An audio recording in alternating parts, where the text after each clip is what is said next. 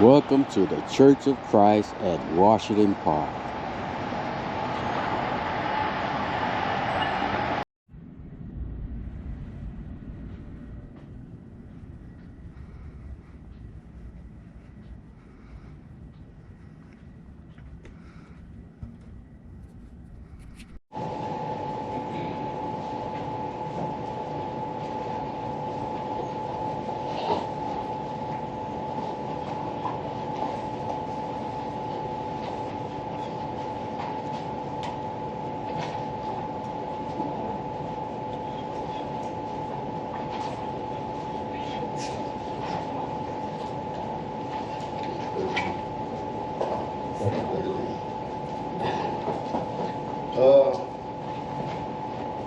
I would like to talk to you this morning about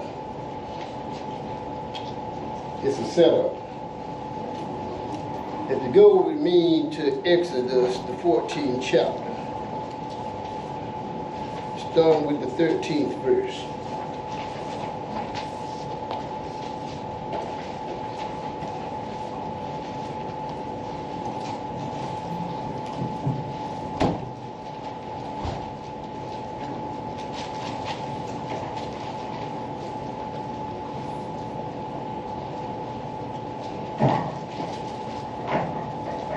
Exodus 14.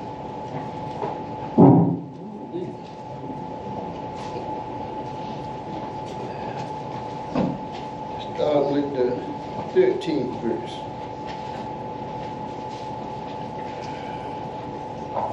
And Moses said unto the people, Fear ye not, stand still and see the salvation of the Lord, which he will show you today. For the Egyptians whom ye have seen today, ye shall see them again, no more forever.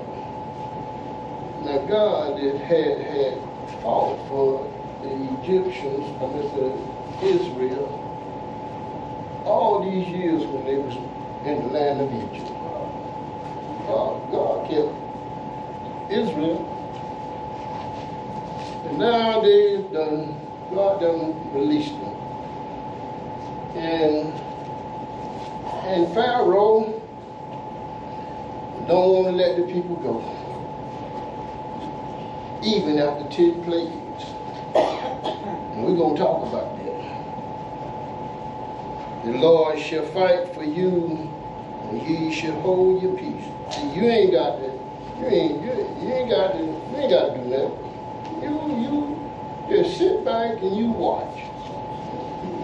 You hold your peace. And see, that's something hard for us to do sometimes. We don't want to hold our peace. We want to get somebody told. And you ain't doing nothing but raising your blood pressure. That's all you're doing to make the situation worse. And the Lord said unto Moses, Wherefore criest thou unto me? Speak unto the children of Israel that they go forward. I remember when Brother William said, and that thing stuck with me, God didn't put no AK-47 in the hand of Moses. No bazooka, no tank. He didn't even put a pistol. He gave Moses a stick. A stick. But in that stick, it was power. Because God was controlling this whole situation, what was going on through from the time when the children of Israel was in Egypt. But lift thou up thy rod and stretch out thy hand over the sea and divide it, and the children of Israel shall go on dry ground through the midst of the sea. Let me tell you something. I ain't never seen that. I have never scene where you go through the water. Well, they build these here underground tunnels and stuff like that there, up under the water and stuff like that. But they ain't separate their water like God did now. Now you got to go and you got to do this thing right, because if you don't do it right, that whole project what you done started up under that water, once that water starts seeping in, but water got power. And you don't stop water just like that. You got to know what you're doing to stop water. And behold, I will harden the heart of the Egyptians, and they shall follow them. And I will get me honor upon Pharaoh, and upon all his hosts, upon his chariots, and upon his horsemen. And the Egyptians shall know that I am the Lord, when I have gotten me honor upon Pharaoh, upon his chariots, and upon his horsemen, and the angel of God, which went before the camp of Israel, removed and went behind them. And the pillar of the cloud went from before their face and stood behind them. Now this is what, not only is the children of Israel seeing this, the Egyptians seeing it. But you understand, their heart is so hardened that they can't see what's going on. You mean to tell me you that mad? You gonna get you some get back? No matter what the cause is, I'm gonna get them. I'm gonna get me some get back. We gonna get them, we gonna get them, we gonna get them, and we gonna... And it came between the camp of the Egyptians and the camp of Israel, and it was a cloud and darkness to them, but it gave light by night to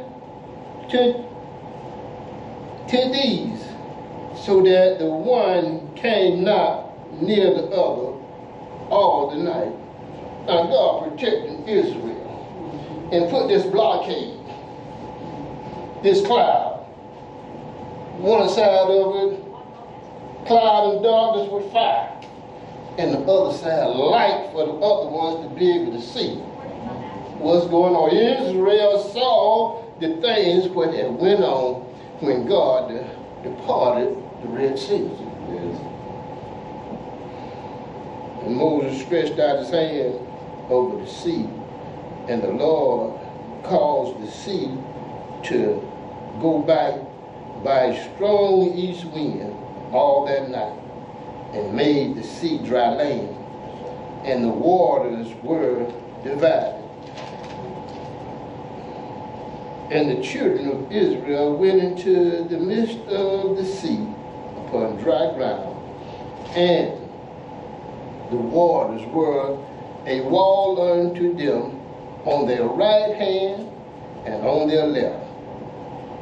This was a setup. I'm going to tell you why it was a setup. Go back to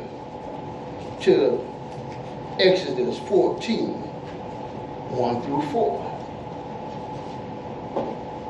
And the Lord spake unto Moses, saying, speak unto the children of Israel that they turn and encamp before Pihahiroth, I guess I'm pronouncing that right now, between Migdol, I guess I'm pronouncing that right, and the sea, over against Baal-Zephon, I guess. These some tongue ties, before it shall ye encamp by the sea. For Pharaoh will say of the children, they are entangled in the land. The wilderness have shut them in. What's wrong with Pharaoh? God created this world, and you don't mean to tell me you think you don't trap him? they entangled in the land. But you see, God brought them to this point for this reason. And I will harden the hearts of Pharaoh, that he shall follow after them, and I will be honored upon Pharaoh and upon his host, that the Egyptians may know that I am the Lord. And they did so. How many plagues did God put on Egypt? He put 10 plagues on Egypt. The first one was the water turning to blood, Exodus 7 and 20. The second plague was frogs, Exodus 8 and 6. The third one was lice, Exodus 8 and 17.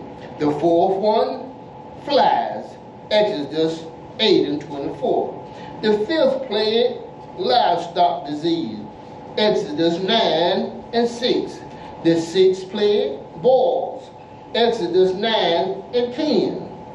The seventh plague, hail, Exodus 9 and 23. The eighth plague, locusts, Exodus 10 and 13. The ninth plague,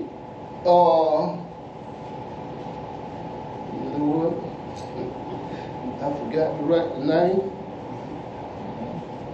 but I know what the 10. But off my head, I think it was the ninth one was Darkness. darkness. Yes. So dark that you could feel it. Like you could cut it with a knife, but you still couldn't see.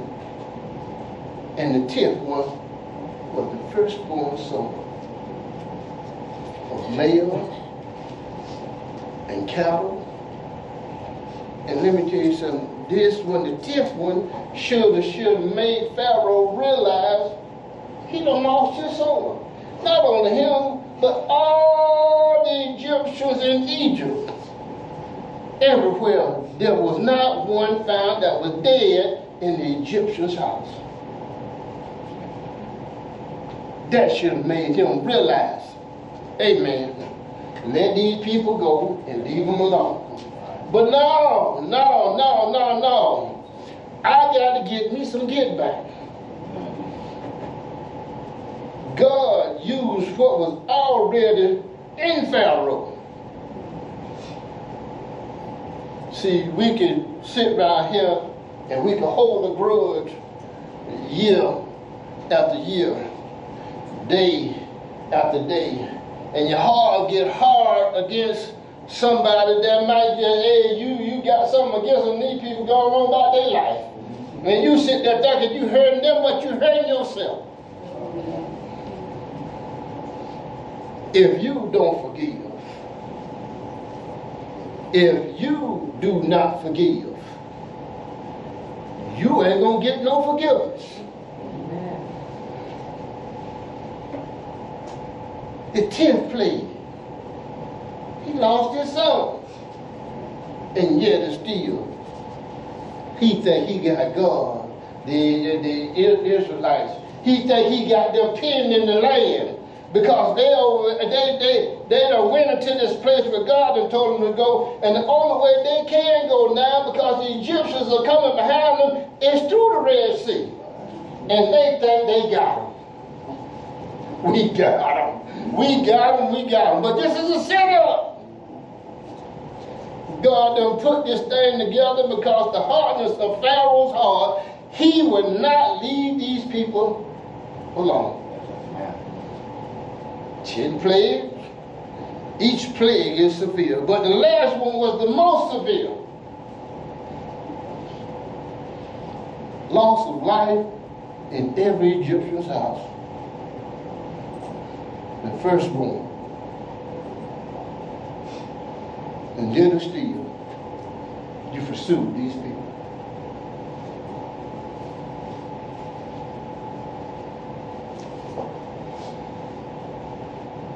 Verse 23, and the Egyptians pursued and went in after them to the midst of the sea, even all Pharaoh's horses, his chariots, and his horsemen. Did any one of them have any kind of sense and say, hey, something wrong with this, man? We ain't never seen this before. Why we going here? But you so blinded with hate. Your heart is hard. You can't see. Only thing you can see is I'm gonna get him. I'm gonna put him back. I'm gonna take my sword and I'm gonna chop him up. I'm gonna kill him. And all the time you falling right into the hand of God.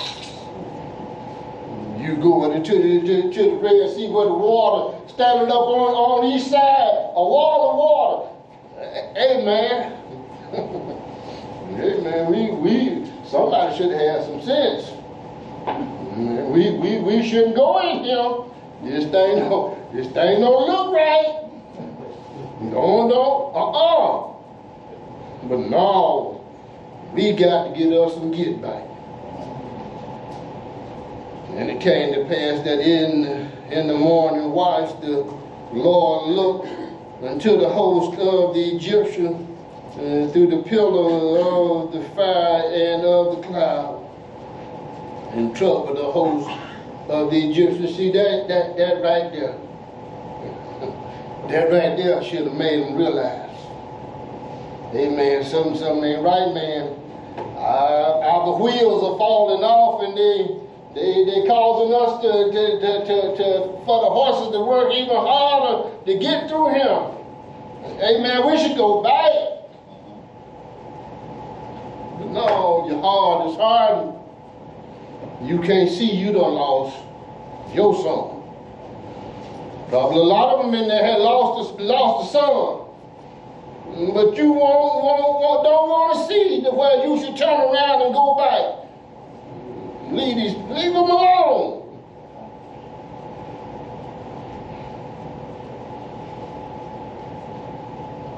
For the Lord fighteth for them against the Egyptians. Let me read verse 25 again. And took off their chariot wheels, that they drave them heavily, so that the Egyptians said, let us flee from the face of Israel, for the Lord fighteth for them against the Egyptians. But you know what now? It's too late. It's too late. You out there in the midst of the sea, you out there in the heart of it now. And Israel about to get to the point where God, they in safety. And you out there in the middle. And ain't got nowhere to run. It's too far now. You can flee all you want to. Run, but you can't hide. It's a setup. But you put yourself in that position when you harden your heart.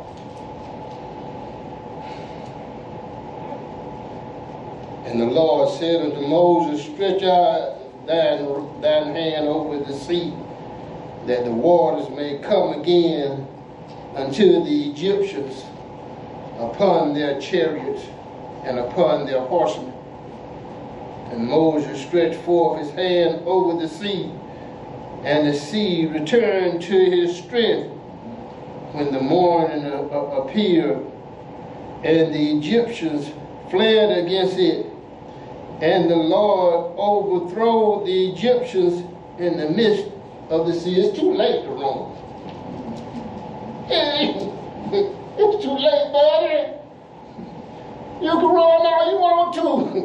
I mean, you could be Carl Lewis, Ben Johnson, Usain Bolt. You could be all of them, but you can't get it. You want to outrun it? You shouldn't have never went in there at the beginning. 10 plagues. And that didn't register to you. Your heart, that heart, 10 plagues.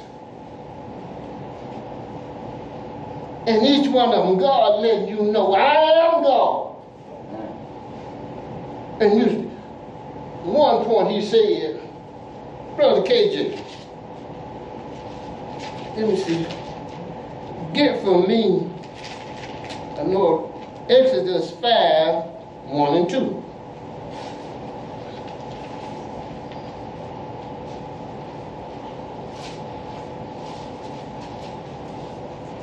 And afterwards Moses and Aaron went in and told Pharaoh, Thus saith the Lord God of Israel, Let my people go, that they may hold a feast unto me in the wilderness. And Pharaoh said, Who is the Lord, that I should obey his voice to let Israel go? I know not the Lord, neither will I let Israel go. You know him now? You know him now? Who is God? You big and bad now. Who is God? I'm going to tell you who he is. He's the God that created all. When God spoke, it came into existence. He created the heaven. He created the earth. He created the water. He created everything. He created you and me. Man, he formed man out of the dust of the ground and breathed into his nostril the breath of life. And man became a living soul. He created the trees. He created the animals. What is it that he didn't create? And you saying, who is God that I should let Israel go? 10 plagues. And you're still hard-headed. Your head so hard, it's just that you can't crack it.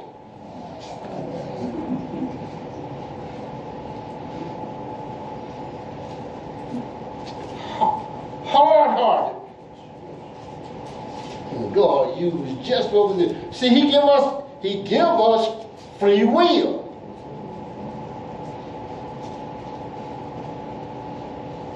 Pharaoh had free will.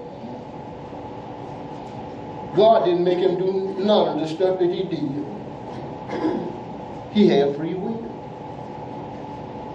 But he chose to harden his heart against these people. See, sometimes we don't want to let that, we don't want that free money or that free labor go. I ain't finna get out there and work in these fields. And you got somebody out there, you beating on them and treating them and mistreating them and stuff to do the things that you should get out there and do for yourself.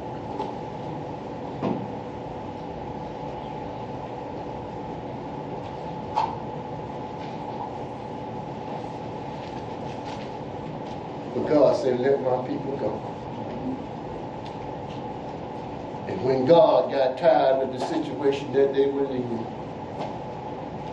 God freed them.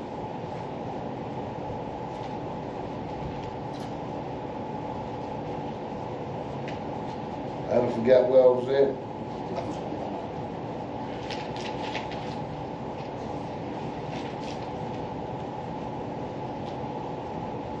"26.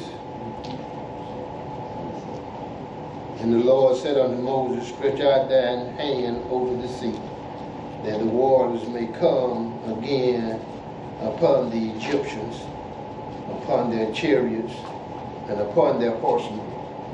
And Moses stretched forth his hand over the sea, and the sea returned to its strength when the morning appeared, and the Egyptians fled against it.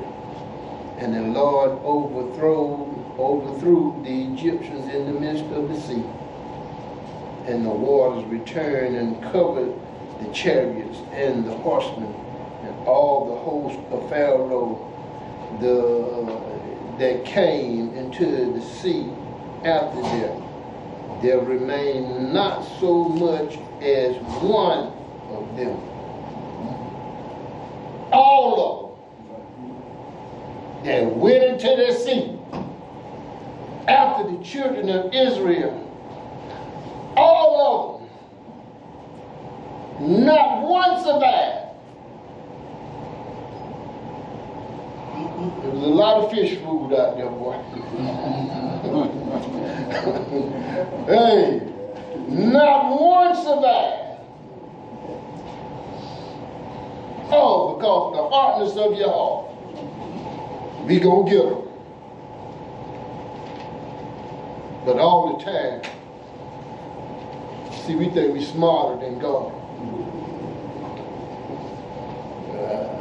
I don't know God. And I'm not going to let Israel go. Well, now God got a different plan.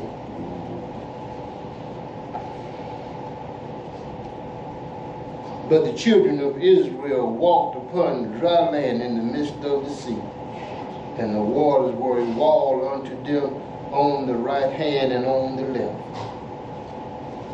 Thus the Lord saved Israel that day out of the hand of the Egyptians. And Israel saw the Egyptians dead upon the seashore. And Israel saw that great work which the Lord did upon the Egyptians. And the people feared the Lord and believed the Lord and his servant Moses. Let me tell you something. I ain't never seen water stand up like this. And you ain't either. But let me tell you something. God did it. And God saved his people, Israel, from the Egyptians for the hardness of their heart when they could have let these people go. He warned you 10 times. 10. And you refuse to let them go.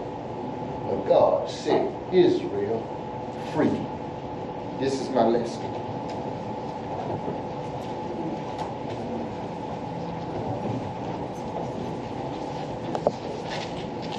Thank you for visiting the Church of Christ at Washington Park. Hope to see you again soon.